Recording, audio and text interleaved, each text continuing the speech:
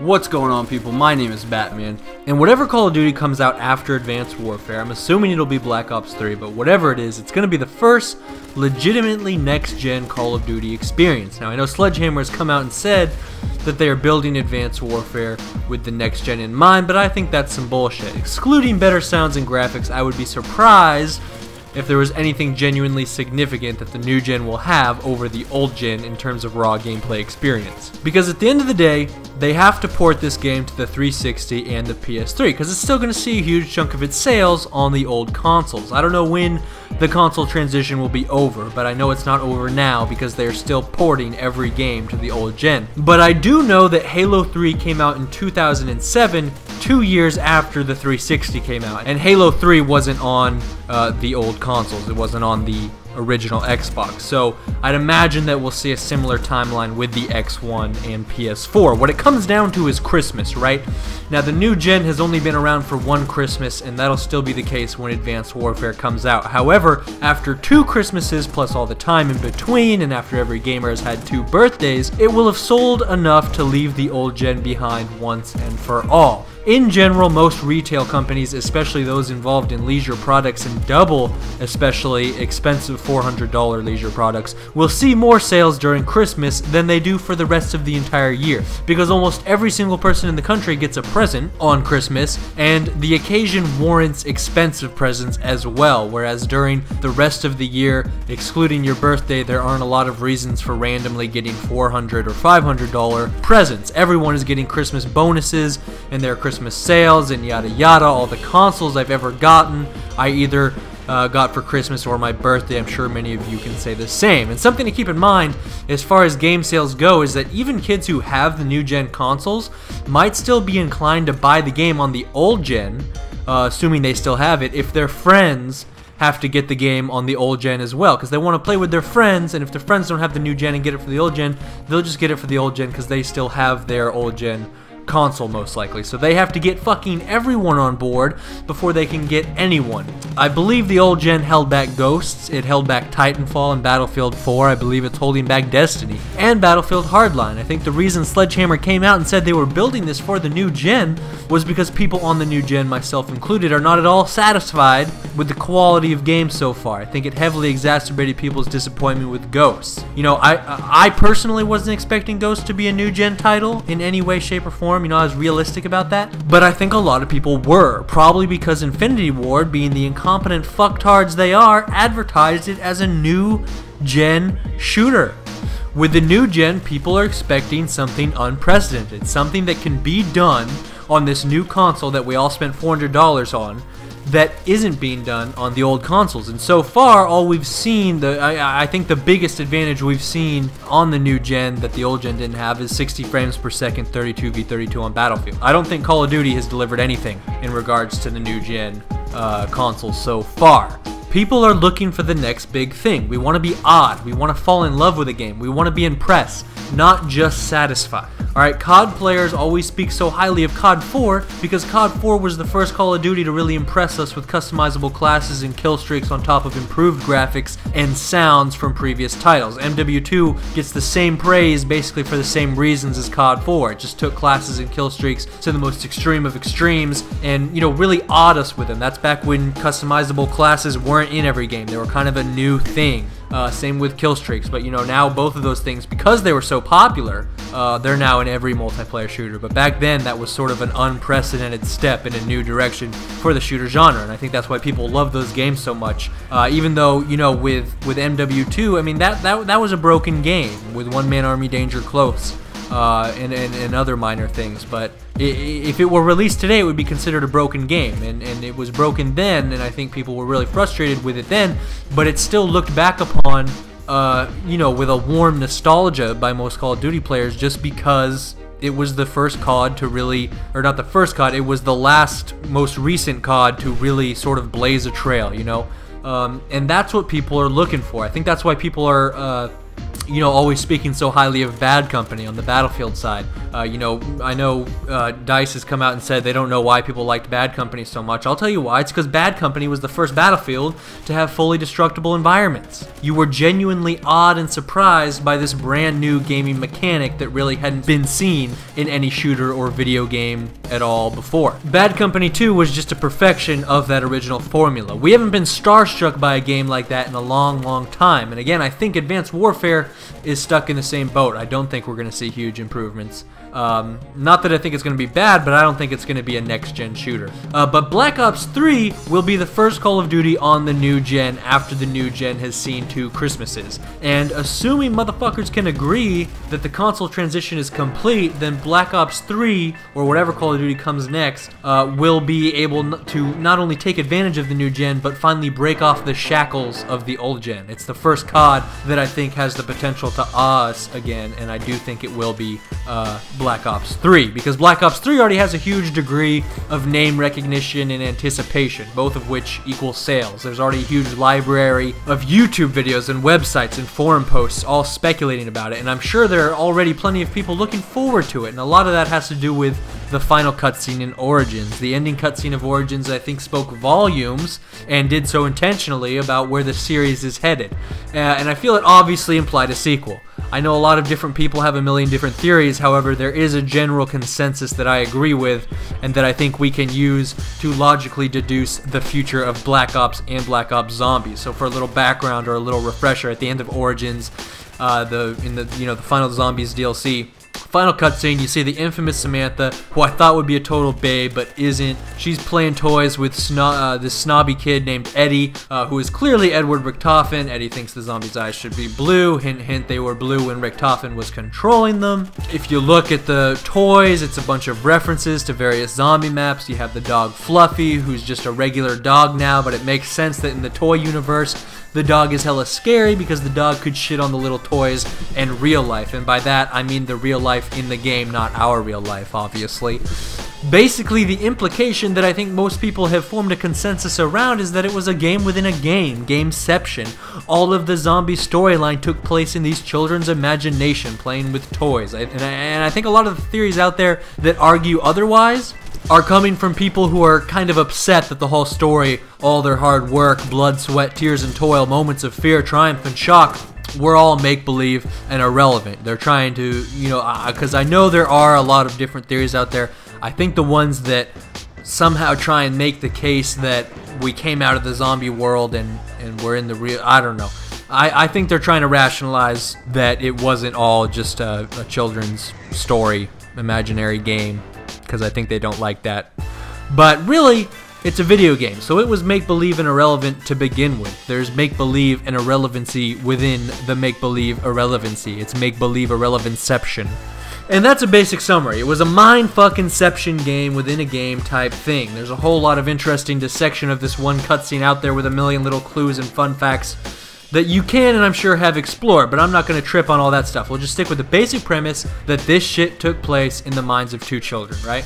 So, as the cutscene draws to a close, you hear a siren go off outside. It sounds like an old 1940s air raid warning siren that they had in London. You hear Max's call up from below and tells the kids to lock the windows and come downstairs. And then Samantha says she wishes the heroes from the games were real. I'm sure most of you have seen this cutscene, you know what I'm talking about. So in my mind, this essentially guarantees that Zombies is coming back, because the conflict, in fact the true conflict it would seem, continues. They obviously meant to end the game, not necessarily on a cliffhanger, but with conflict left unresolved, right? Because why is the siren going off? Obviously it's not for an air raid, because you don't lock the windows for an air raid, and you're not all relaxed about it. You would fucking haul ass down to the basement, no questions asked. They're worried about zombies. Now, it makes sense that everything up to this point was imaginary, because a lot of the stuff in Zombies, especially in Black Ops 2, did kind of seem like it could be the product of a child's imagination. In fact, one of my primary complaints about Zombies in Black Ops 2 was that I felt it was getting a little too silly. But the only conclusion to draw in that case is that because we have managed to exit the children's imagination,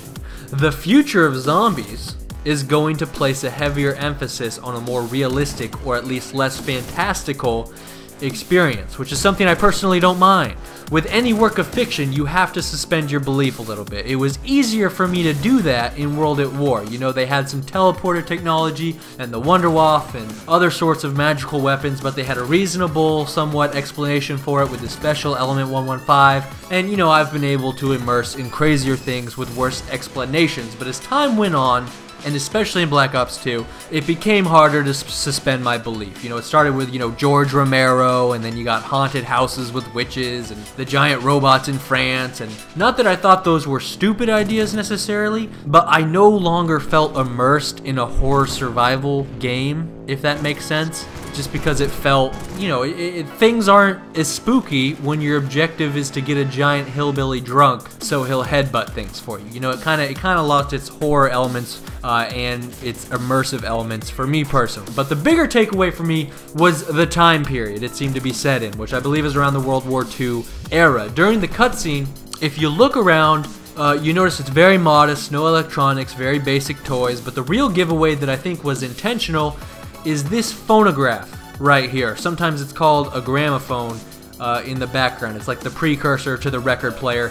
The main difference visually is that it has a huge fucking horn-like structure on top of it, and these devices are really old. Based on my research, my advanced Googling capabilities, they didn't remove that distinctive horn until around the 50s. So we can assume this implies that this takes place before the 1950s. It's also one of the few items that I don't believe was in Zombies. I might be wrong about that.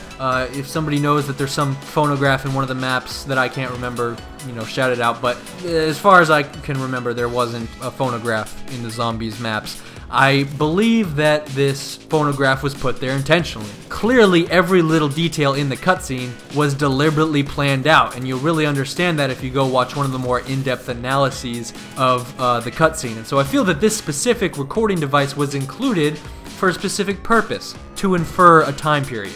And not only that, but the World War II backdrop and time period is obviously the sort of default time period of Zombies. It's where the game started. It's the time period during which most of the main characters were born and lived out their lives in the imaginary game inside the video game that is Call of Duty. And the imaginary version of the virtual characters that we found out to be real, Dr. Richtofen, Samantha, Maxis, and Fluffy, all originated from World War II as well in the lore of the children's imaginations. And all the time periods after World War II were the result of time travel and thus presumably figments of the children's imagination. And so it's not too much of a stretch to assume that if their default time period in Fantasyland was World War II, that might be the true period of their lives in the reality inside the video game, if that makes sense. And what we've seen so far is that Zombies takes place in the same time period as the campaign and multiplayer, right? So World at War, you had World War II Zombies, World War II campaign, World War II multiplayer. Black Ops 1, you had, you know, 1960s Vietnam era Zombies campaign multiplayer, and then Black Ops 2, all three of them were in the future, right? So they all kind of move together. So if it can be inferred that the future of Zombies is in World War II, then I think we can also kind of infer that the rest of the game will be dragged to World War II along with it. And it would make sense that they did World War II because there's been a growing desire among the COD community for another World War II game for a while now, before Ghosts in fact, especially now that we are on the new gen. And people's attitude about COD's time periods right now is actually remarkably similar to their attitudes back in 2008, except it was flipped. People were really tired of World War II, myself included. You know, Call of Duty at the time had 4 different World War II games in total, every Medal of Honor game, 2 Battlefield games, and the list goes on. World War II got hashed out to its, you know, most logical extreme back then. After COD 4 came out and people really got a taste of a modern themed shooter, World at War kind of fell flat the next year, and I think that's really because people kind of had some World War II fatigue, which is to be expected. People naturally desire change and variety. We get bored of something we've already experienced. Even a game you really like, you'll eventually get bored of after playing it too much, or a song you listen to too much, or a movie you watch too many times. And so I think it was the same with World War II. I mean, if you played just the Call of Duty games, you had played 4 World at War. You had played 4 World War II games in the course of 5 years, and that's not to mention, again, Medal of Honor games, which were all World War II, and Battlefield games, and other lesser-known shooter franchises out at the time that were all doing World War II. So now, 6 years later, it's like the community has the exact same feeling except in reverse, because the last 6 years have been dominated by the modern and/or futuristic shooter. And it's now been oversaturated with like 5 modern or future CODs, I believe about 5 modern Battlefields, 2 Medal of Honors, 2 Crisis games, Titanfall, and the list goes on. And there really is a general desire among the COD audience for the next big thing. You know what I mean? The game changer, a revolutionary game. That's what people are talking about when they talk about potential COD killers. MW2 was the last time this genre got fucking jacked on a new set of roids. Before that, it was Halo 2. There hasn't been a game of comparable economic or, more importantly, cultural success since then, excluding subsequent Call of Duties, which are, to the great frustration of many, basically rehashes and aggressive milking of COD's earlier success, and thus certainly not the next big thing because it's the old big thing. And MW2 was in 2009, so it's been about 5 years, pushing 6, since the genre, the community got that MW2, Halo 2-esque high. And if you look back over the last 5 years, you realize all these modern and futuristic shooters haven't really hit the mark, so there's a natural psychological drift to try something else, and after all this time, that something else is World War II. And then on top of all that, I think people, myself included, really want to see what can be done with the World War II setting on the new gen consoles. I want to see what they can do with D-Day on the new gen. However, I do stand by an argument I've made in previous videos that one of the primary reasons the FPS genre has been drifting towards the futuristic setting is because future technology allows you to include in-game capabilities that would seem absurd in other time periods. For instance, with Advanced Warfare, you're going to have the exosuit, which would seem absurd in a World War II setting because they wouldn't really be able to make it fit with the canon or the time period of the story. Unless, of course, they could, unless they had precedent, some sort of story arc that might explain superior capabilities way ahead of the in-game time period setting. And wouldn't you know it, Black Ops has this precedent. Element 115, motherfucker, brings the dead back to life. It brought you wonder weapons, time travel, and transportation. Why can't it power a World War II exosuit? You know what I'm saying? Now granted, we know that Element 115 is a part of these children's imagination, but it's a big part of their imagination, as big as the zombies themselves, because it's what powers the zombies, and as I argued earlier, the zombies are probably real. Just because it's in the children's imagination doesn't mean it's not also in their reality. It's not too much of a stretch to think that, well, if the zombies are real, maybe the Element 115 is real as well, and it's just something they've incorporated from real life into their stories. I do think that despite the entirety of the zombie storyline so far being a children's imaginary game, it is still going to play a huge role in the future of the zombie story. I think Ed and Samantha learned a lot about each other playing this imaginary game. It might be that they end up adversaries in the end, one who seeks to destroy the zombies, one who seeks to control them, and I also think a lot of what you see in the children's imaginations will have some basis in reality. Obviously the zombies, and as I argued, the Element 115, and also space.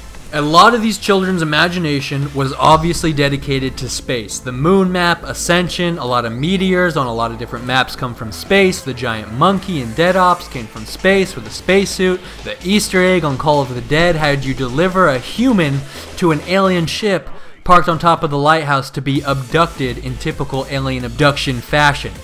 Clearly, outer space is something that they are thinking about a lot, and it's playing a big role in their stories, which is somewhat odd considering the time period they're in. As I was arguing earlier, if based on that phonogram these kids are in the 40s, how are their imaginations already filled with tales of rocket ships and space travel and alien abductions?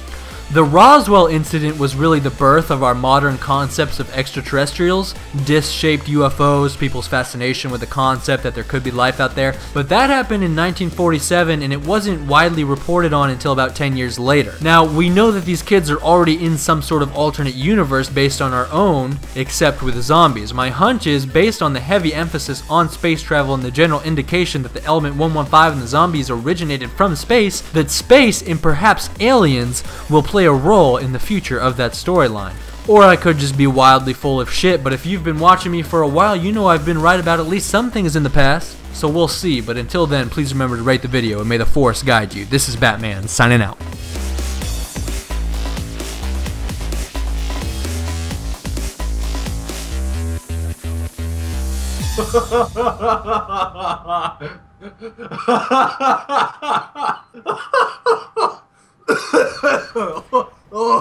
Oh fuck.